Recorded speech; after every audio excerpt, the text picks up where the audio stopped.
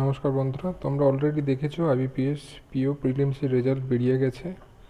আমার ওয়েবসাইটে আপলোড করা আছে এবং এখন দেখতে পারো যে আইবিপিএস এর যে ওয়েবসাইট আছে সেখানে প্রসেস ফর অ্যারাইভিং স্কোর আমরা এই ডিটেলসটা দেখব। আর এটা হচ্ছে এইখানে লগ ইন করে তোমরা তোমাদের রেজাল্ট চেক করতে পারো। এখন দেখা যাবে প্রসেস ফর অ্যারাইভিং স্কোর, যে আইবিপিএস তরফ থেকে যে নোটিফিকেশান দেওয়া হয়েছে সেখানে প্রসেস ফর অ্যারাইভিং স্কোরের পুরো ডিটেলসটা দেওয়া আছে। এখানে তোমরা সহজেই দেখতে পাচ্ছ যে রিজনিং অ্যাবিলিটিতে হাইয়েস্ট মার্কস ছিল 40, জেনারেল এবং ইডব্লিউএসের জন্য কাট অফ 9.75 এবং বাকি ক্যাটাগরির জন্য কাট অফ 5.50। ইংলিশ ল্যাঙ্গুয়েজের হাইয়েস্ট মার্কস ছিল 30, জেনারেল বা ইডব্লিউএসের জন্য কাট অফ 13.25 এবং বাকি ক্যাটাগরির জন্য 9.75।